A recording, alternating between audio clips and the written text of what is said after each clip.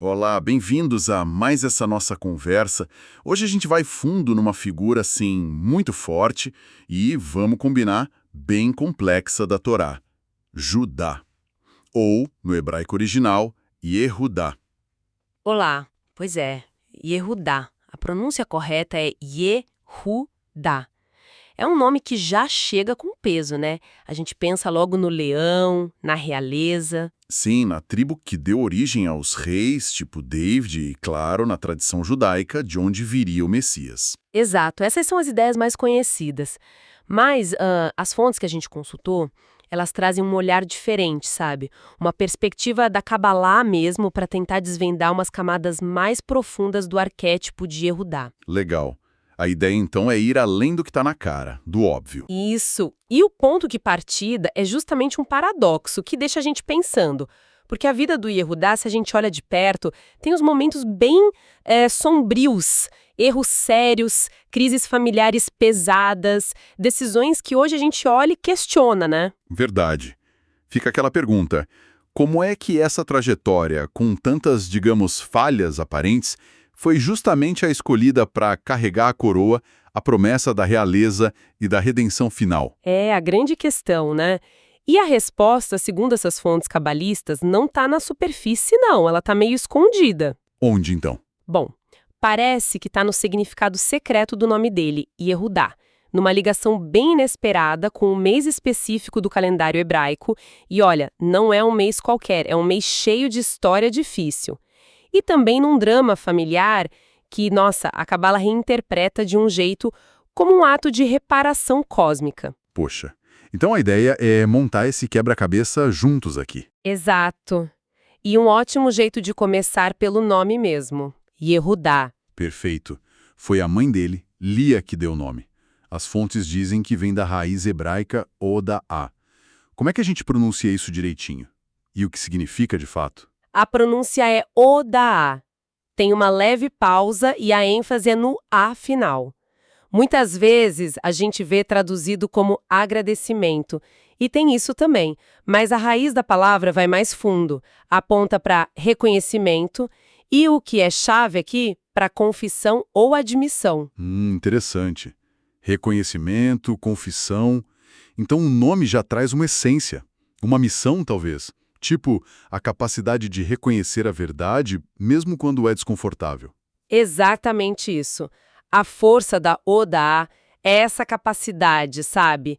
De admitir, de confessar, de encarar a real, mesmo que doa, mesmo que traga vergonha, humilhação. Essa qualidade é tipo o DNA espiritual de Yehudá.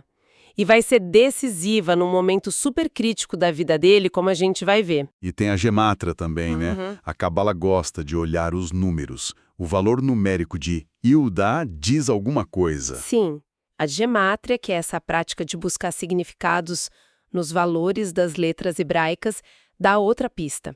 As letras de Yudá, Yud, Ré, Vav, Dalet, Ré, somam 30. 30? E o número 30 tem um significado especial? Tem, sim. Na tradição judaica, 30 representa a maturidade plena, aquela idade em que se considera que a pessoa tenha força para assumir liderança, responsabilidade total. Não é coincidência que o rei Davi, que era descendente direto dele, começou a reinar com 30 anos. Faz todo sentido. É como se o nome e o número já indicassem essa vocação para uma liderança madura. Mas que tipo de liderança seria essa? Só para tempos de paz, de glória? Ou algo diferente? Judá com o mês de Nissan, né? O mês da Páscoa, da redenção. Parece lógico. Sim, o rei, a liberdade, a formação do povo, faria sentido. Pois é, mas algumas fontes cabalísticas bem importantes, tipo o Sefer Yetzirah, o livro da formação, que é bem antigo, apontam para outro lugar. Um lugar bem mais paradoxal. O mês de Tammuz. Tammuz, nossa, isso sim é inesperado.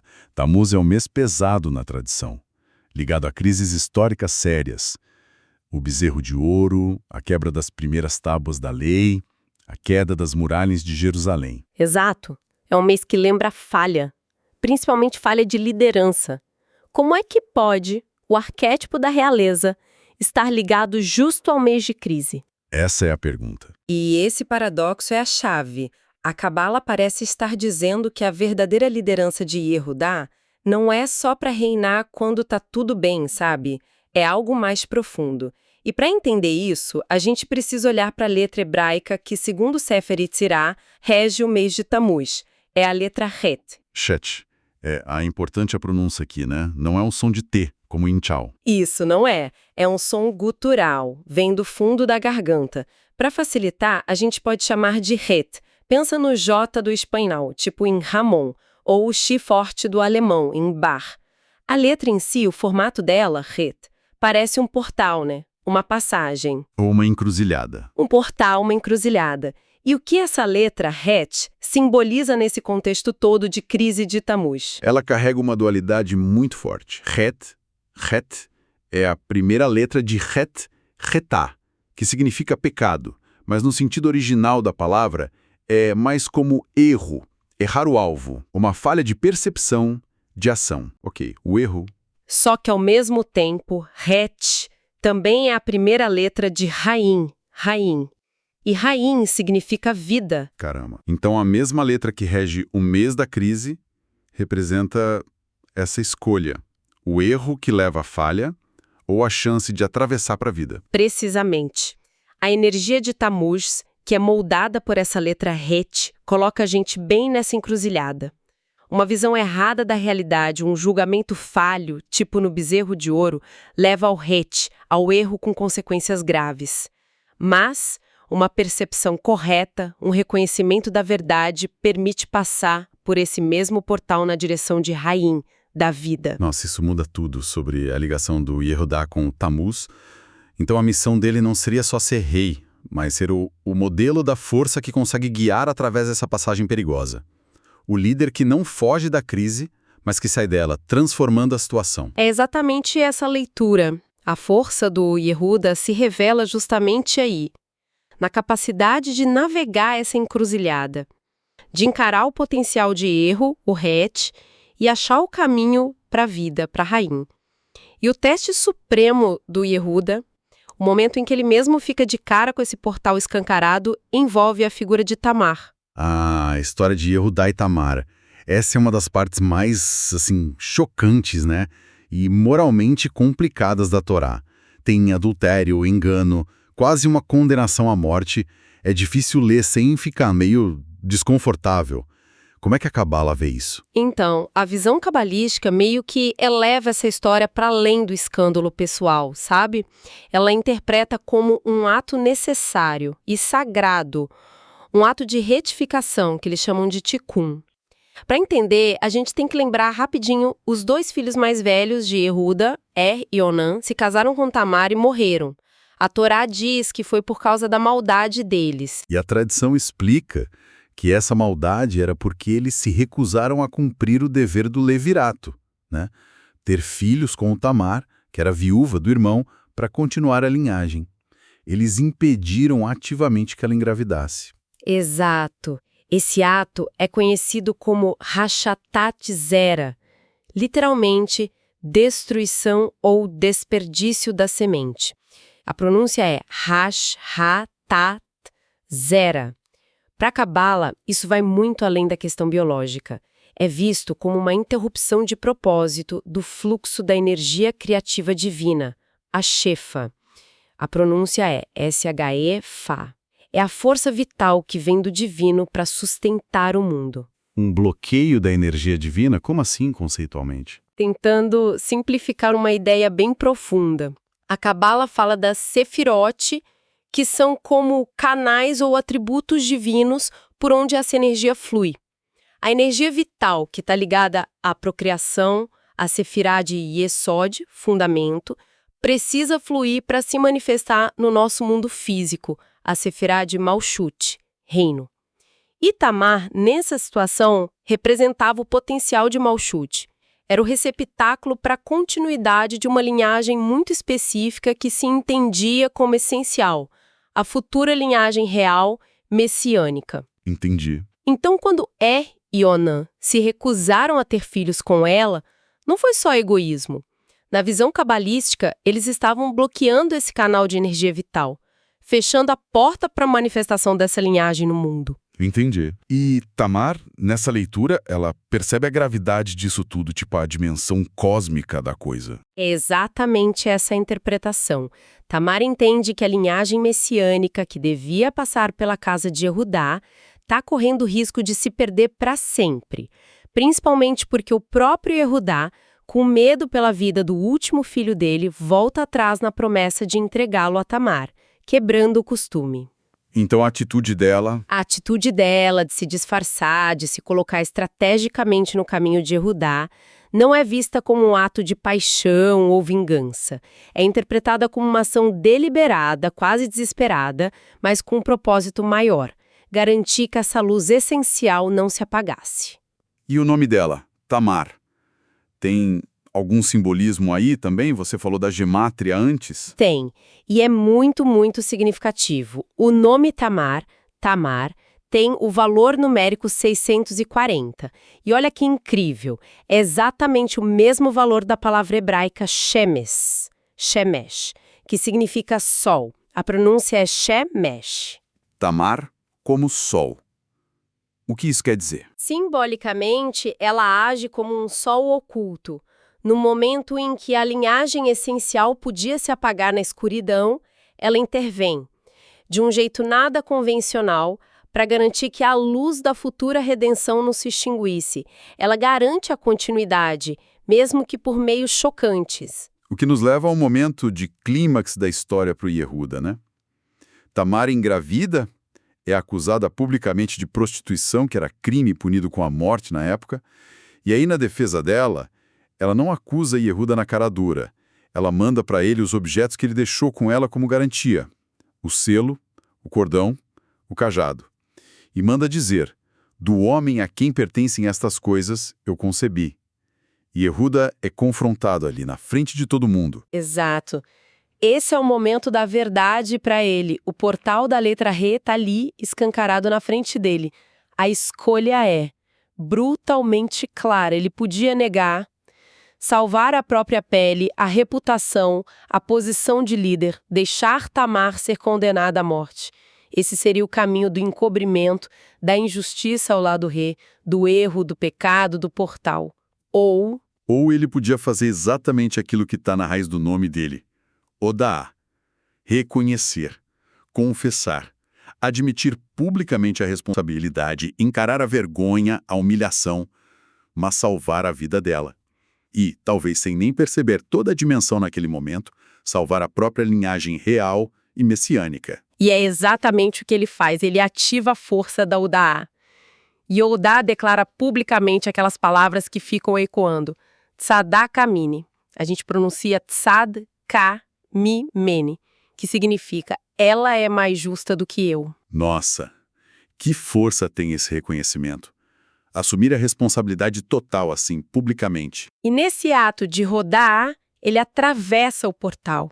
Ele passa pelo potencial destrutivo do erro, do encobrimento, e sai do outro lado, no território da vida, da verdade, da justiça, da continuidade, Raim. É nesse instante de confissão, de humildade, que Yehudá se transforma. Ali, ele se torna o verdadeiro rei no potencial espiritual dele. Não por direito de nascença, mas pelo caráter. Pela coragem da Rodá, pela força da retificação do Tikkun. E dessa união super complexa, que começa com engano, quase acaba em tragédia, mas é redimida por esse ato de verdade. Nascem gêmeos, certo? Sim, gêmeos. E os nomes deles também carregam todo o simbolismo dessa dinâmica. Nasce Zerash, Zerach, um nome que significa brilho, resplendor, amanhecer. A pronúncia é Zerach, com aquele che gutural lá do fundo da garganta. Zerach, o brilho. E nasce Peretz, que significa rompimento, irrupção, quebra de barreiras. A pronúncia é Peretz. Puxa, isso realmente, rompimento. Faz todo sentido, é da linhagem dele, do Peretz, que vem o rei Davi, né? Exatamente. A linhagem da realeza, a linhagem messiânica, vem através daquele que carrega o nome do rompimento, da força necessária para quebrar as barreiras, sejam elas sociais, morais, espirituais, que estavam impedindo a vida, a luz de fluir. Puxa, isso realmente reconfigura totalmente o jeito da gente entender o Yehudá. Vamos tentar amarrar isso tudo. Essa visão cabalística dá uma perspectiva muito diferente sobre o que é realeza, o que é liderança. Sem dúvida. Acho que a primeira grande lição é que a realeza espiritual, a liderança de verdade, não tem a ver com o ser perfeito, com não errar. Pelo contrário, está ligada diretamente à capacidade e, mais importante, à disposição para retificar. Para o Tikkun, esse conceito cabalístico-chave de reparação cósmica e pessoal. A grandeza do Yehudá não está em não ter falhado, está em ter tido a força de reconhecer, rodar e reparar o erro no momento mais crítico. Isso também dá uma visão diferente sobre liderar em tempos de crise, né? O líder autêntico, então, não é o que evita a crise a qualquer custo, mas é quem tem a coragem de entrar nela, como o Yehudá atravessando o portal de Tamuz e da letra Het, encarar de frente e, com honestidade, com a ação correta, achar um caminho para transformar, para gerar vida. E o poder do reconhecimento da Rodaá aparece como uma ferramenta essencial nisso tudo. É a chave que permite que o potencial destrutivo do Re vire um portal para a vida Reim. Encarar as próprias falhas, sabe? O lado escuro da encruzilhada. É isso que permite o crescimento, a continuidade, a própria redenção. E até o símbolo do leão de Judá ganha outra camada, né? Não é só a força majestosa nos tempos de glória. É talvez mais importante ainda a força que a gente precisa na escuridão, na dificuldade, para romper paredes, as barreiras que impedem a luz Erach de finalmente nascer. Exato. O arquétipo do Yehudá ensina pra gente que a força mais impactante pode ser justamente essa que aparece na vulnerabilidade do reconhecimento, na coragem de ser verdadeiro, mesmo quando custa caro. Então, recapitulando aqui nossa exploração, a gente saiu daquela imagem mais superficial do leão, do rei, e mergulhou numa compreensão cabalística bem mais profunda.